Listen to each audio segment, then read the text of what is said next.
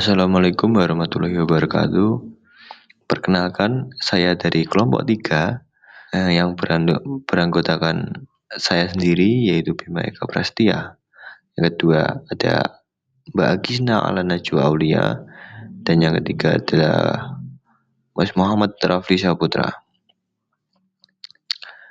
Oke, jadi video ini dibuat sebagai tugas mata kuliah Etika Bisnis Islam, yang isinya adalah review dari sebuah berita yang telah kami pilih, yaitu tentang pengembangan industri halal melalui kerjasama bilateral Indonesia dan Thailand pasca pertemuan kedua pemimpin negara.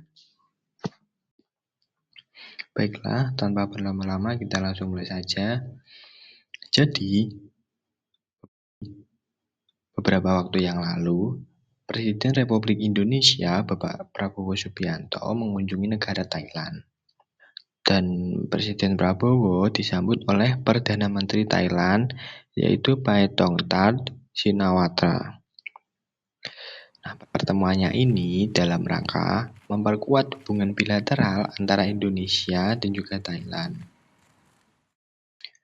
Pada pertemuan ini, Presiden Prabowo membahas berbagai sektor kerjasama penting.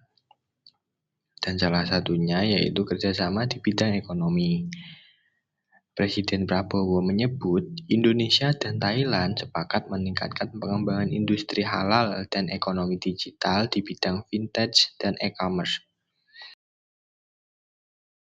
Dan di sini kita akan lebih membahas mengenai pengembangan industri halal antara negara Indonesia dan negara Thailand. Di bagian pendahuluan, kita memaparkan bahwa istilah halal berasal dari bahasa Arab yang berarti sah atau diperbolehkan, tidak hanya mencakup makanan dan minuman, melainkan seluruh aktivitas manusia yang sesuai dengan syariat Islam. Beberapa ayat Al-Quran seperti Quran Surah Al-A'raf ayat 157 dan Quran Surah Abasa ayat 24 menjadi dasar normatif yang menegaskan pentingnya memilih apa yang dikonsumsi demi kualitas hidup dan keimanan. Kita juga menekankan bahwa industri halal mencakup seluruh rantai pasok dari pengolahan bahan baku, penyembelihan, hingga pengemasan dan distribusi, yang menuntut sinergi antara aspek keagamaan dan teknik produksi.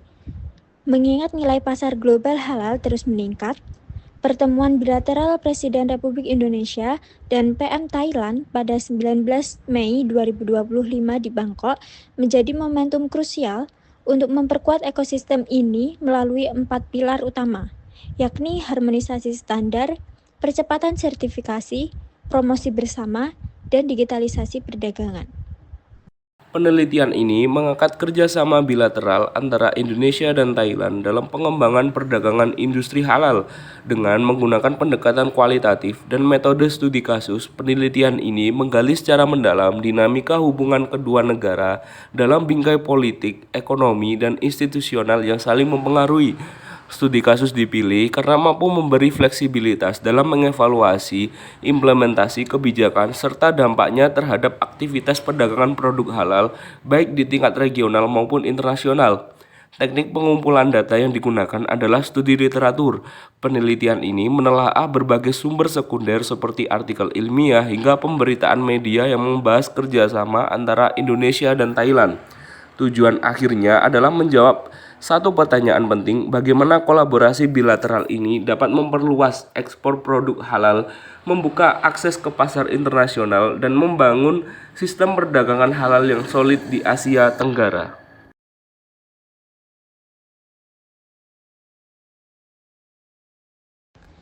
Pada harmonisasi standarisasi halal, kita membandingkan dua modal sertifikasi halal antara negara Indonesia dan negara Thailand. Di Indonesia, standar kehalalan diatur oleh Fatwa MUI Nomor 4 Tahun 2003 dan diperkuat Undang-Undang Jaminan Produk Halal. Pelaksanaannya dipercayakan kepada LPPOM MUI yang melakukan audit lapangan sebelum Komisi Fatwa MUI menetapkan status halal secara yuridis. Dan di negara Thailand, prosesnya diawali oleh Pusat Sains Halal Universitas Chulalongkorn yang melakukan verifikasi ilmiah bahan baku dan proses produksi. Setelah itu, Dewan Islam Pusat Thailand atau CICOT mengeluarkan sertifikat halal berdasarkan hasil audit laboratorium dan review panel keagamaan. Perbedaan simbol sertifikat, metodologi audit, dan prosedur laboratorium ini menyebabkan fragmentasi pengakuan antar negara.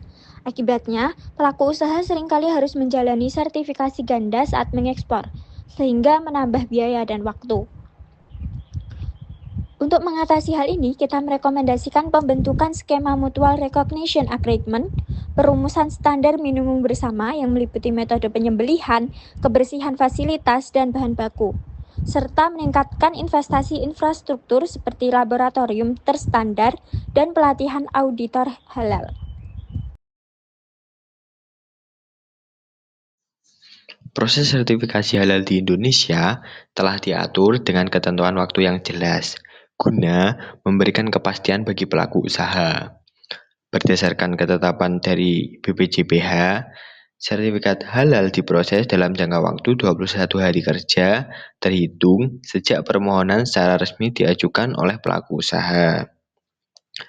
Meski secara regulasi waktu maksimalnya adalah 21 hari kerja, kecepatan proses sangat bergantung pada kelengkapan dokumen, kesiapan pelaku usaha dalam menjalani audit, serta tidak adanya kendala administratif maupun teknis selama tahapan berlangsung.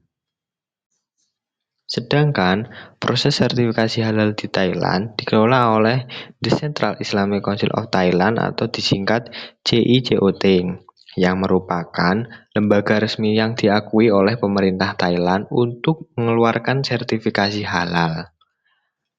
Lama waktu proses sertifikasi halal di Thailand umumnya berkisar antara 30 hingga 60 hari kerja, tergantung pada jenis produksi, tingkat kompleksitas proses produksi, serta kelengkapan dokumen yang diserahkan oleh pelaku usaha. Penerapan sertifikasi halal di kawasan ASEAN masih menghadapi tantangan yang sangat besar. Perbedaan regulasi, standar, dan lembaga sertifikasi antar negara menciptakan kerumitannya tersendiri. Di Indonesia, sertifikasi halal dijalankan oleh BPJPH dan LPPOM MUI, sementara Thailand mengandalkan KIKOT dan Halal Science Center. Masing-masing mempunyai prosedur dan simbol tersendiri yang seringkali tidak saling akui antar negara. Akibatnya, pelaku usaha harus melakukan sertifikasi ulang jika ingin mengekspor produknya ke negara tetangga. Ini menambah biaya, waktu, dan memperlambat arus perdagangan produk halal. Kendala lain adalah keterbatasan infrastruktur, kurangnya auditor bersertifikat, dan sistem yang belum terintegrasi, terutama di negara-negara dengan sumber daya terbatas. Lebih jauh lagi, dunia belum memiliki satu sistem sertifikasi halal global yang diakui secara universal. Ini menurunkan kepercayaan konsumen dan menyulitkan produsen untuk menembus pasar internasional. Solusinya adalah harmonisasi standar halal ASEAN, bukan penyeragaman secara penuh, tetapi kesepakatan atas prinsip-prinsip dasar yang diakui secara bersama. ASEAN dan organisasi internasional seperti OKI bisa menjadi kunci dalam mendorong sinergi ini. Investasi dalam infrastruktur, teknologi, dan sumber daya manusia juga penting. Dan yang paling penting dibutuhkan adalah komitmen politik yang kuat untuk menjadikan sertifikasi halal sebagai agenda bersama. Dengan kolaborasi dan kesepakatan, ASEAN bisa menjadi kekuatan utama dalam industri halal global yang efisien, terpercaya, dan berdaya saing tinggi. Kemudian kita dapat mengambil sebuah kesimpulan. Yang pertama, kerjasama Indonesia dan Thailand pasca pertemuan pemimpin negara bertujuan memperkuat Asia Tenggara sebagai pusat industri halal dunia. Yang kedua, kedua negara memiliki visi yang sama dalam menjadikan sektor halal sebagai pilar ekonomi yang inklusif, berkelanjutan, dan berbasis nilai-nilai syariah. Yang ketiga, kesepakatan saling pengakuan sertifikasi, peningkatan kapasitas lembaga, dan kolaborasi riset menjadi langkah yang strategis untuk mengatasi perbedaan standar sertifikasi. Yang keempat, sinergi diarahkan pada pengembangan produk halal, promosi pariwisata halal, dan penguatan UMKM guna menciptakan ekosistem industri halal yang kompetitif dan terintegrasi. Yang terakhir, kerjasama ini membuka peluang besar untuk masuk ke pasar halal global dengan memanfaatkan keunggulan masing-masing negara dalam sumber daya, infrastruktur, dan juga kelembagaan. Sekian dari kelompok kami, kurang dan lebihnya kami mohon maaf. Wassalamualaikum warahmatullahi wabarakatuh.